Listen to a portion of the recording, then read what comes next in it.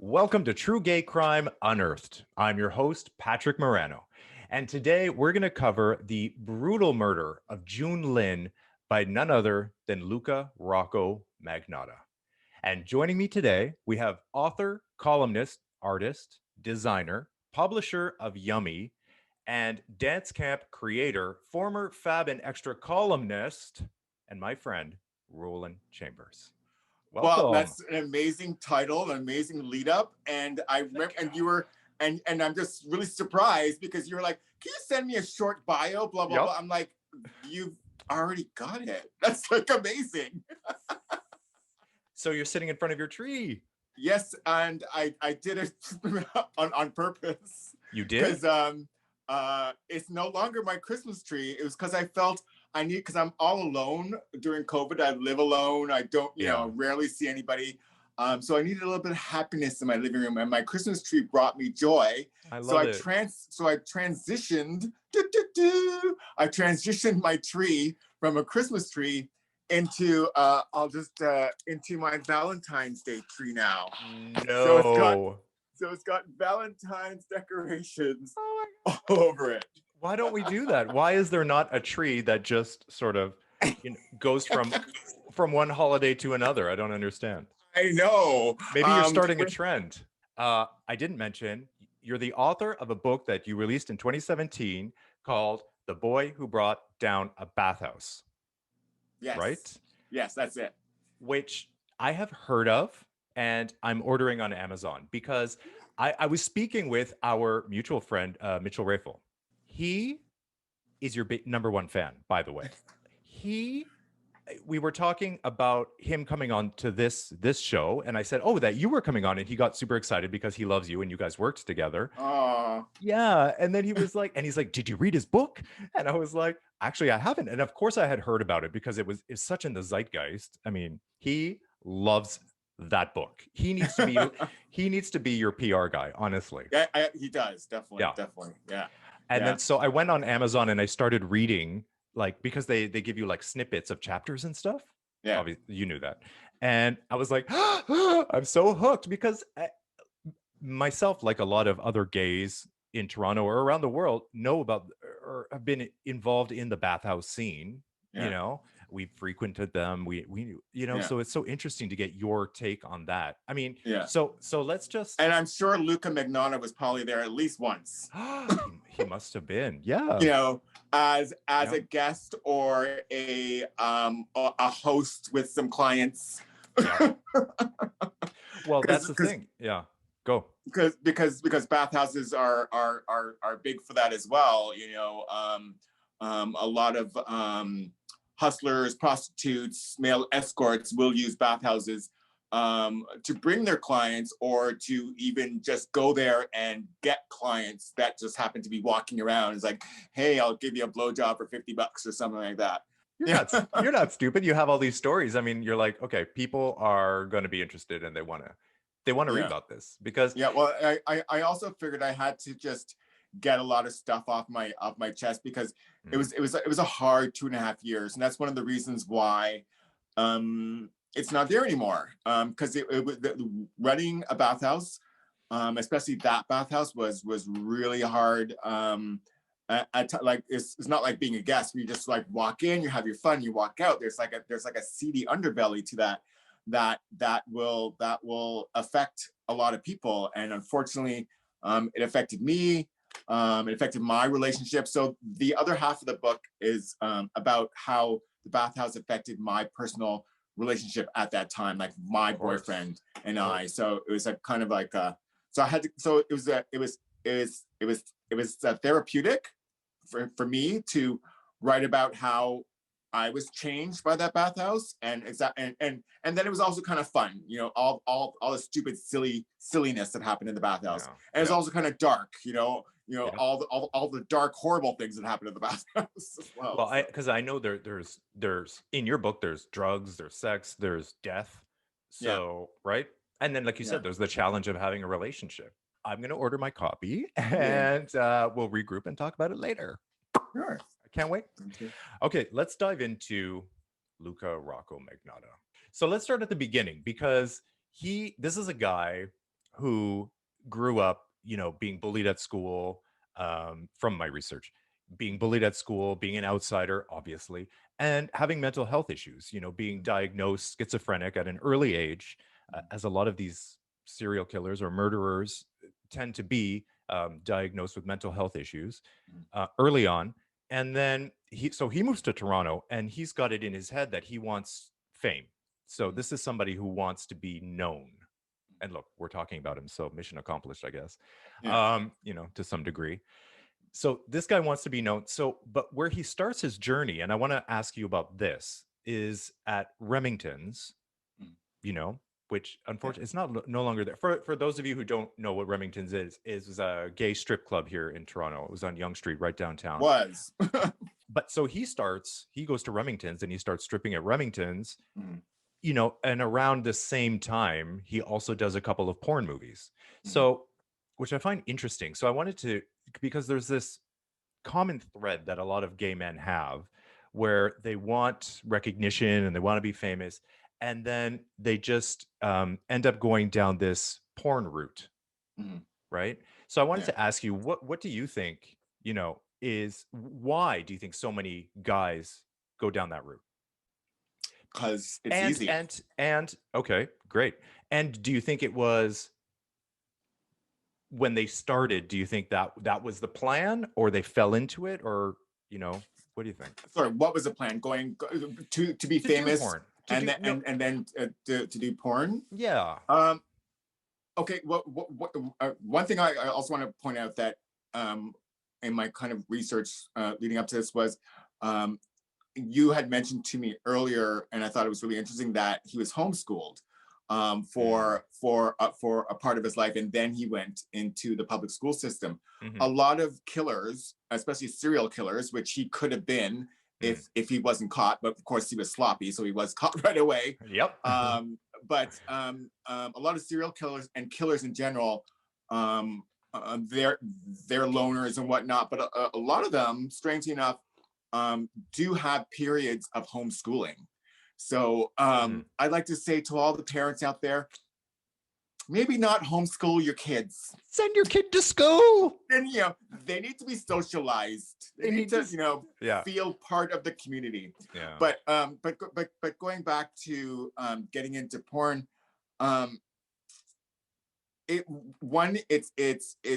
it's a very simple thing to do. You are relying on no one else but yourself and your body. You don't have to put anything out there except for you.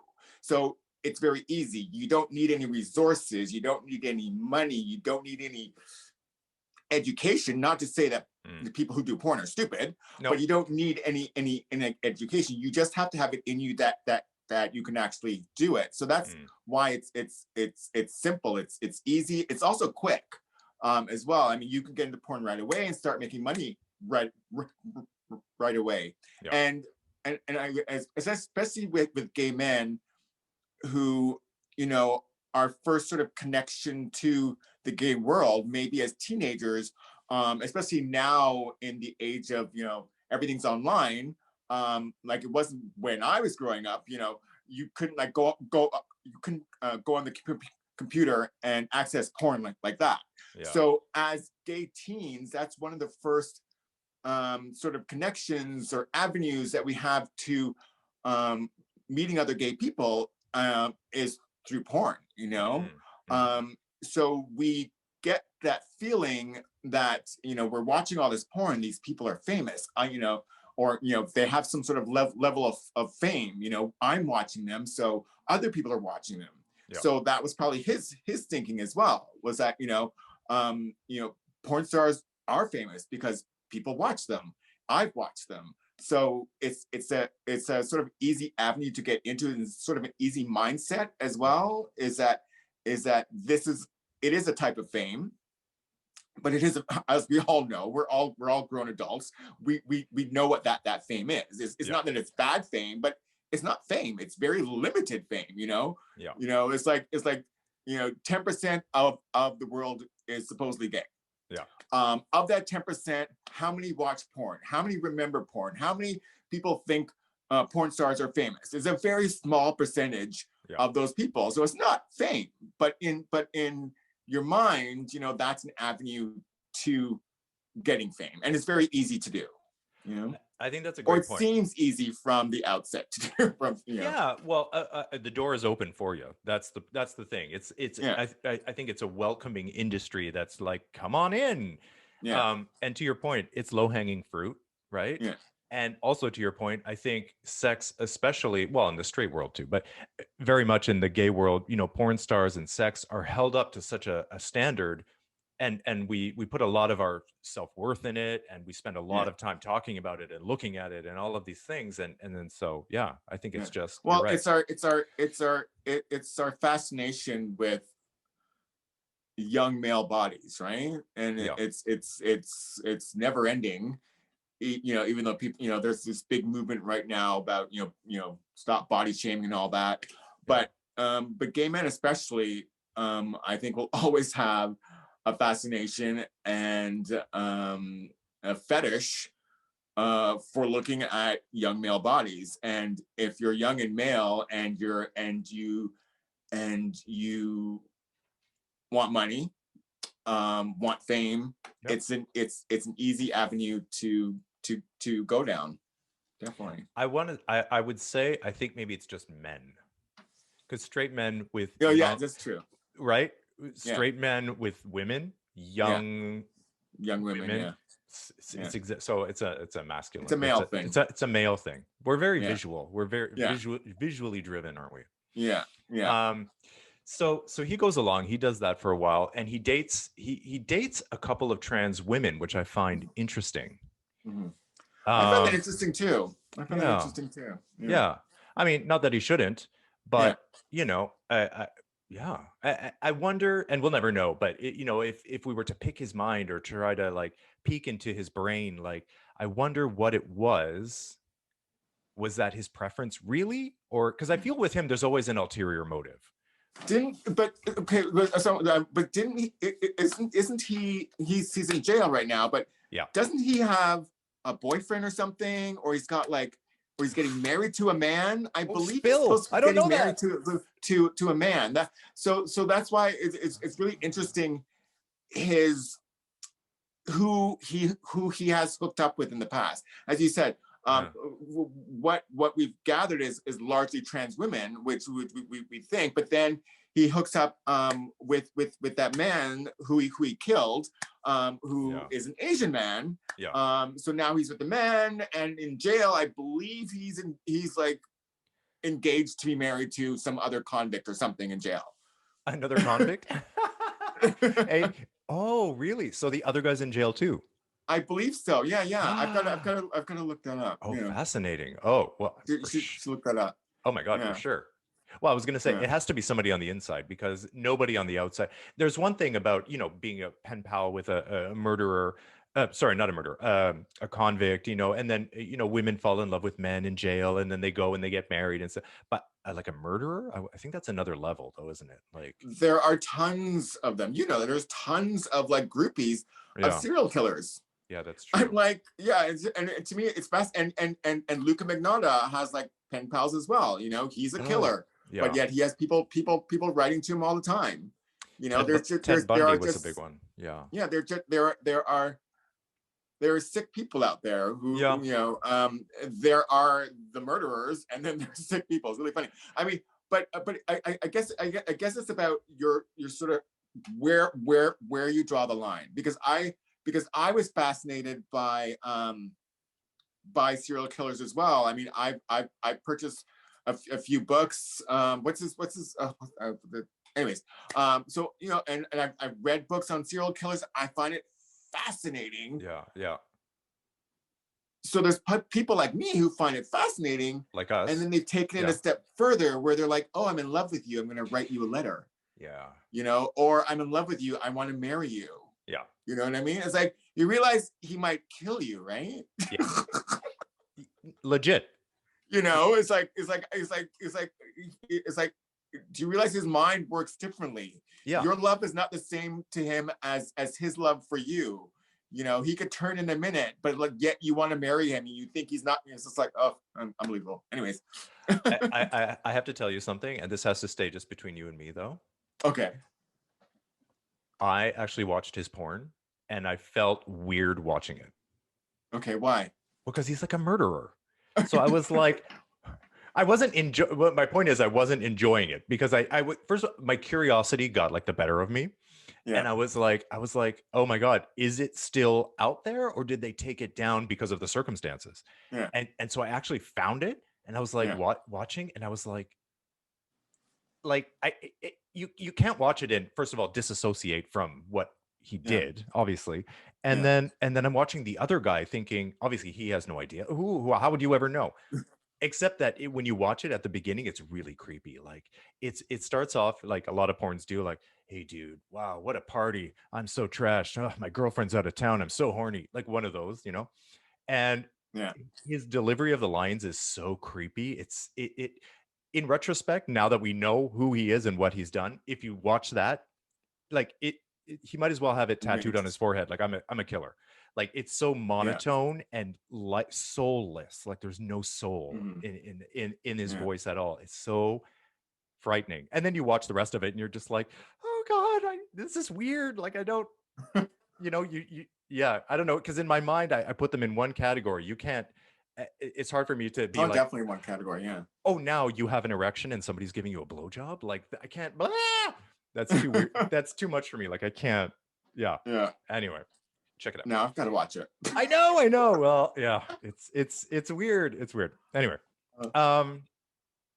So You're talking about Nina and the other trans women. yeah. Yeah. Uh, So, but I wonder. So this is the connection. I guess I was thinking maybe because he was obsessed with his looks and he was very vain. I mean, we all are, whatever. But I mean, to the extent that he was very young and he started getting surgeries like on his face and stuff, yeah. and I believe something with his hair as well. And then because when he was auditioning for shows like Cover Guy and stuff, there's Yeah. a YouTube. It's on YouTube. His audition. It's like 45 minutes or something. It's super long, and he's talking about all the things he wants to have done, like surgeries and stuff like that. So he was. Yeah. So I wonder, the trans women. I wonder if there was a connection, something with the surgeries, with the perfecting, Transformation. yeah, something like that. Being someone different, evolving, the Yeah. evolution. I could, because I don't really think he was a serial killer. Sure. He killed. Yeah. To get attention. He killed not necessarily because he was a killer. Even he he wanted fame. Yeah. He wanted people to like notice him.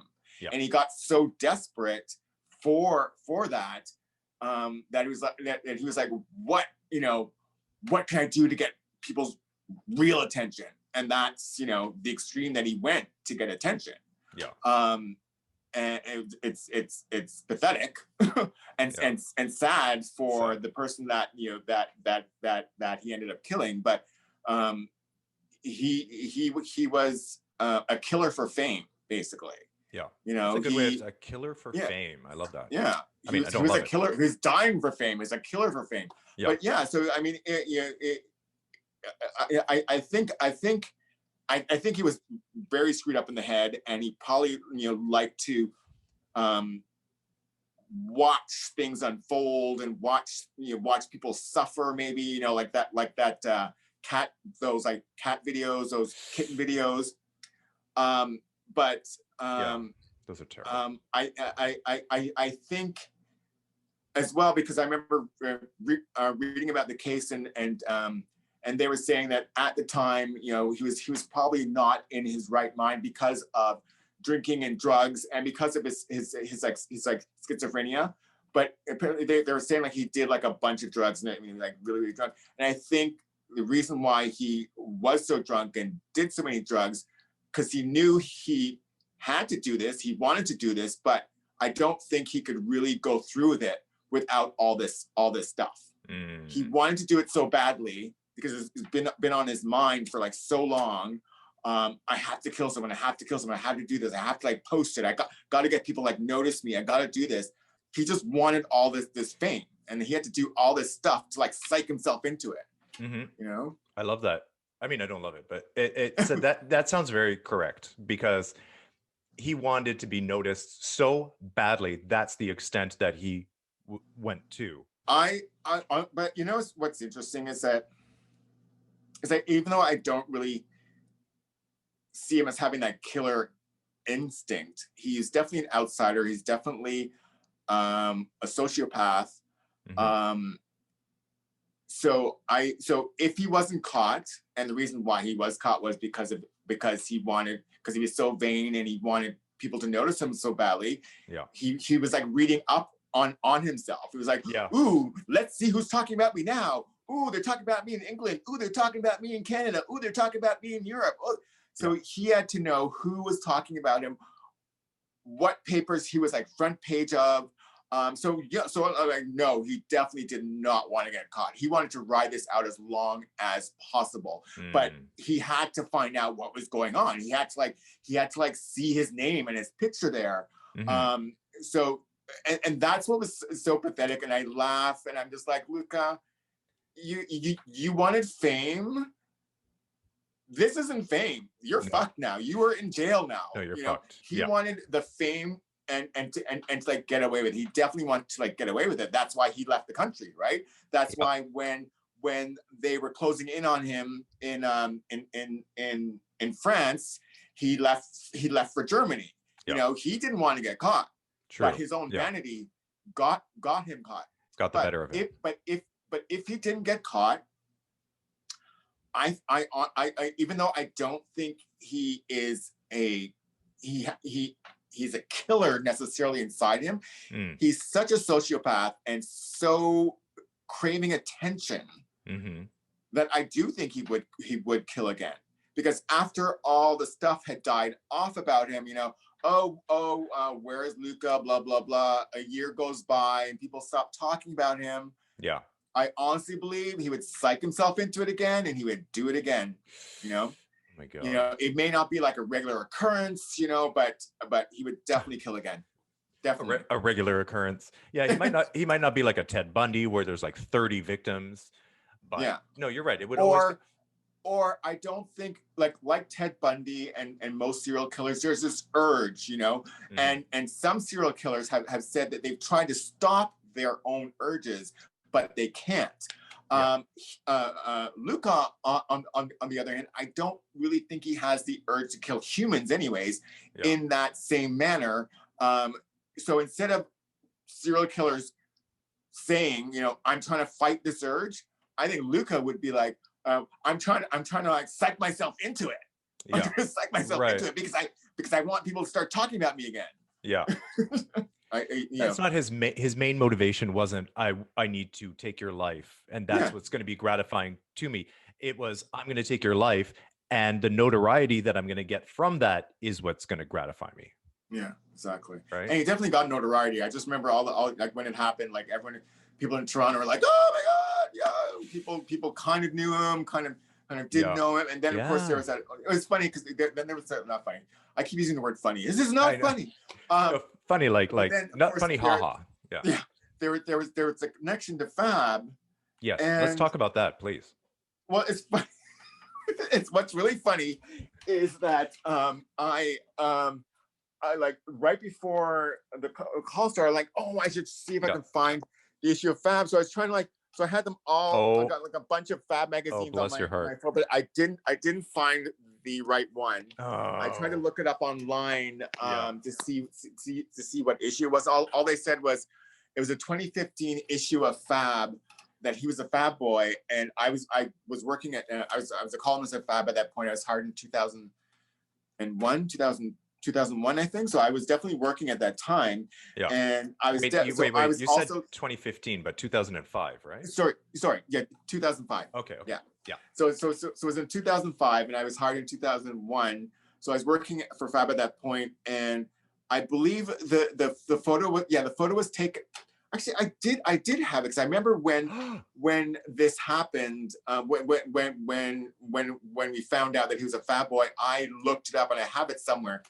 But the photo, because I remember the photo was taken by Tony Fong, and Tony Fong and I were like a team. Like my column we went out and took photos of like parties and events and fashion shows and galas and all this sort of stuff. And over those years, I had maybe about 4 or 5 regular photographers, but Tony was like my main one. He was there with me 90% of the time, and Tony was the one who actually took the photo of Luka. And I remember asking him afterwards. I said, you know, tell me about this. And Tony, oh yeah. So he wasn't. I believe Luka approached Fab. So Tony didn't approach Luka for this. That sounds right.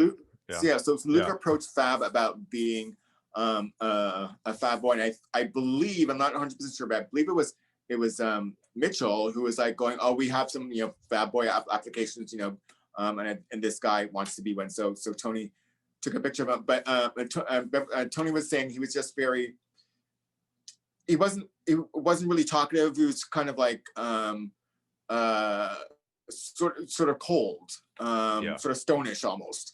Which as you were saying about the porn, you know, he sort of delivered his lines kind of, you know, monotone, blah blah blah.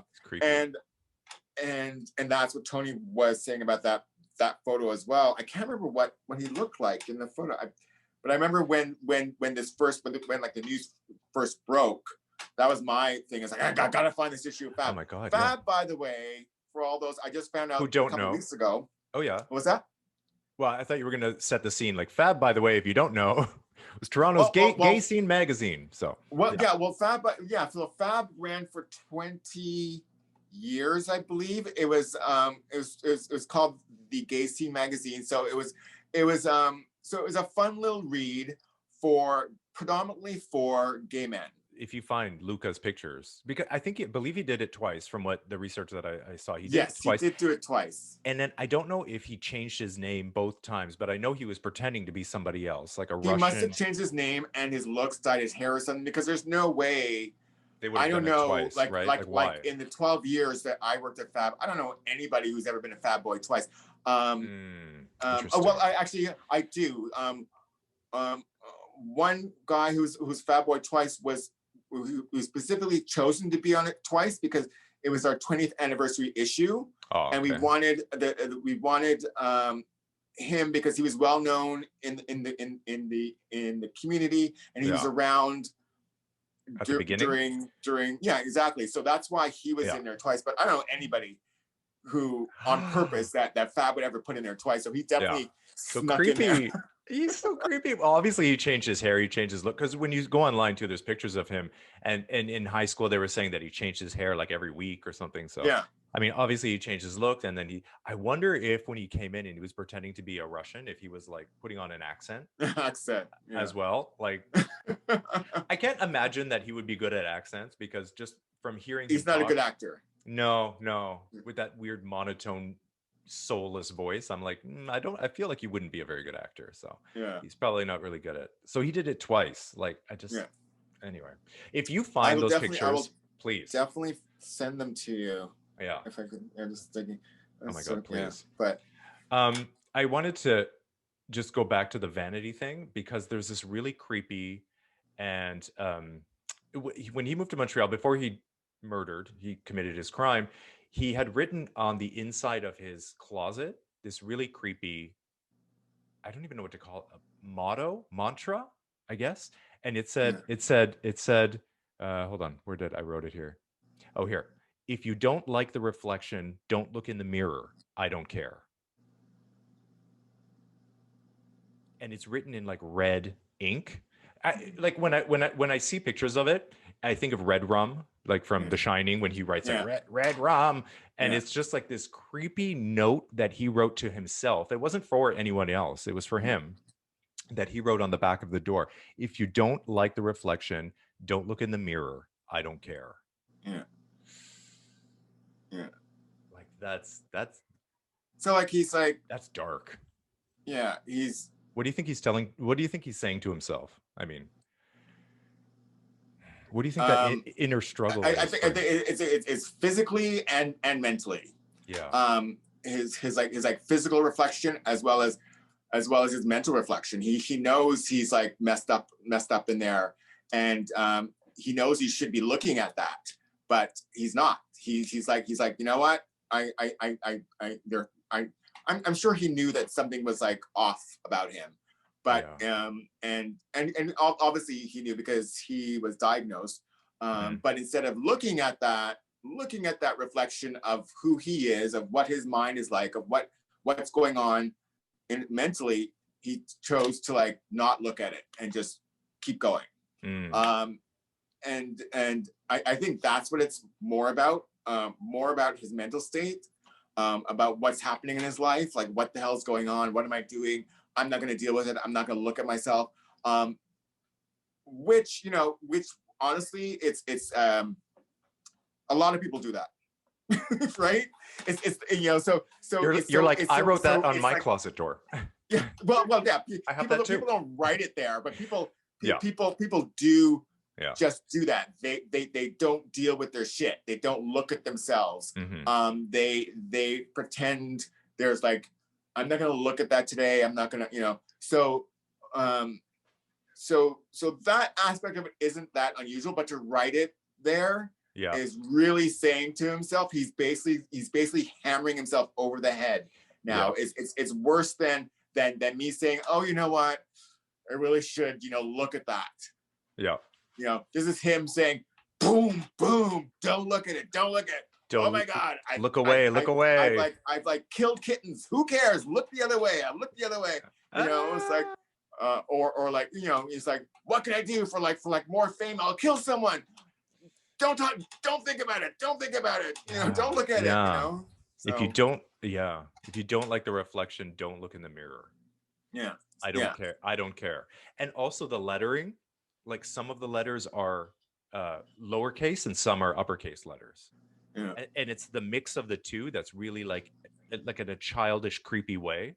Well, that you can attribute that to his schizophrenia, but his mind is going all over the place. But of course, people say, well, if you're schizophrenic, then you aren't, legally capable of committing a crime. But he obviously wasn't.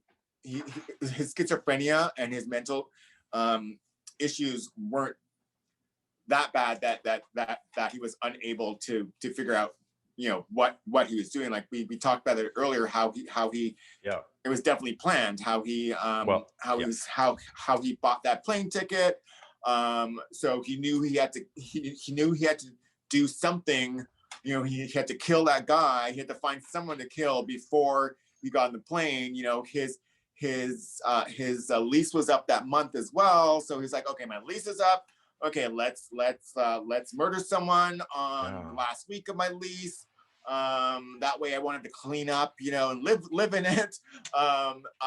Buy a plane ticket for like a day after, get out of there, send those body parts to like all those famous politicians, because if I send it to a famous politician, people are gonna talk about it.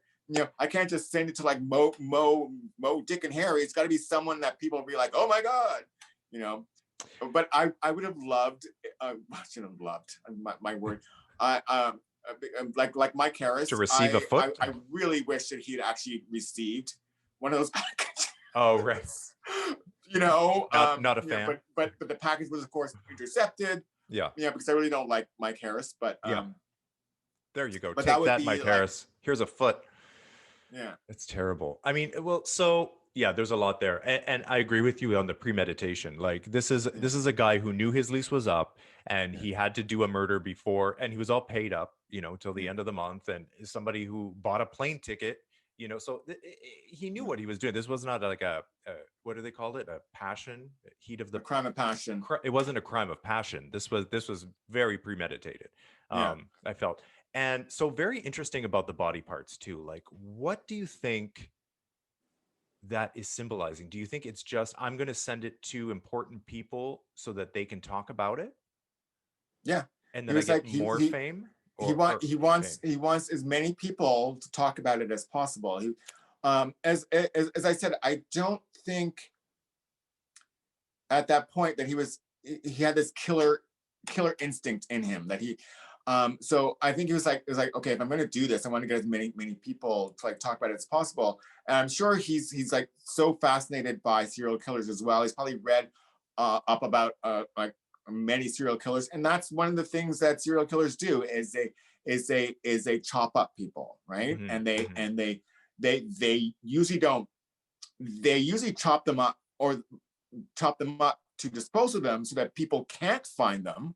Yeah. He did the opposite. Yeah. He chopped them up so that more people could find them, so more people could talk about him. Which is so it all plays into it. Like most serial Mhm. killers who chop people up do it to dispose of the body, so no one can find it, Yeah. identify it. There's no evidence. There's no evidence. He was just like, "Hey, everybody, Yeah. have one. One for you and one for It's from you. me, And Luka. This yeah, is from me, it's from Luka. Luka. This Yeah. is from me, Luka." Oh my He wanted as God. many people to like Yeah. know that he did this as possible. And Yeah. also, and what I find really fascinating about it as well is that I don't, as I said, I don't think he's really a killer at that point.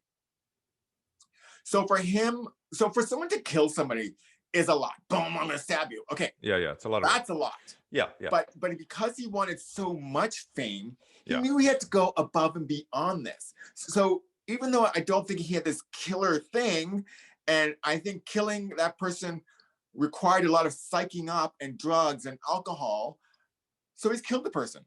Yeah.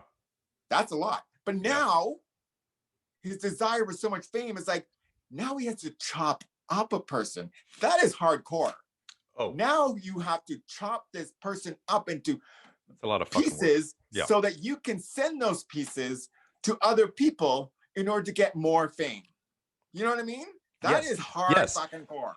Chopping up that- is hard enough, and then if you're disposing it, say you burn the pieces or you bury or something and you scatter them around. I mean that's in and enough of itself. But not only did he chop them up, but then he had to like find boxes, put them in boxes, wrap it up in like what, in cellophane, and then like get addresses, like had to, go online and get the address of like where he was going to send it to, like, and so he's got a box with a hand, and then, oh, the foot doesn't fit in this box, I need a bigger box. Like,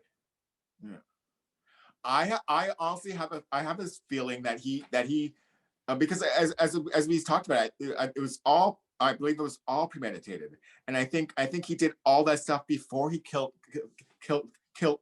that man. I believe he figured out who he was going to mail it to. I believe he got the boxes. I believe he got everything paid for before that makes more sense. Yeah, that makes more sense. Because I honestly think that during like after the killing, Yeah. he was probably a fucking mess. Oh my God. He's probably like wasted and high and be like, covered in blood and guts and all this sort of stuff. He probably did all this beforehand. Yeah. And then all he had to do after was just pack everything, mail it, and then have his bag packed and go to Paris. Yeah. Right. Like that's all that was beyond his mind. He's like, I have to get the fuck out of here because like, I can't get caught, but I will get caught because and that's and what it kills me as well is he had a fake passport. Yeah. So he knew that. So definitely premeditated. Yeah. Again. Yep. How do you get a fake passport? Also, yeah. Well, obviously, this is somebody that was like trolling the dark web. I mean, there's no one to blame for your crimes but yourself. But I definitely believe that people, the internet eggs on the weak-minded or people who empowers the weak. Yeah. Or yeah, the exactly. impressionable. Okay. Do you think that people can be rehabilitated? / do you believe in the death penalty? I don't believe in an eye for an eye necessarily. So my first thought is like, no, I don't believe in the death penalty, and I do believe people can be rehabilitated. But at the same, people have these back and forth questions. It depends on the crime. Okay. I think a serial murderer who has been convicted of killing multiple people, and there is 100% a surety that this is the serial killer. Like you have so much proof. Like there's no mistake. For that type of person, I don't believe that they can be changed or, and I don't believe that that they should be alive in jail, taking resources and money from the community, from the country, and in that case, then I definitely think that they should be killed. Yeah. So one, to put them out of their miseries as well, because honestly, I cannot imagine anyone wanting to spend 50 years in jail. Yeah. I mean, I've read these cases of like people who've been in like solitary confinement for 20 years. I'm just like, yeah, I would lose my mind. Yeah. And like, what's the point? Because after so long in solitary confinement, there's no way that you can fix them now.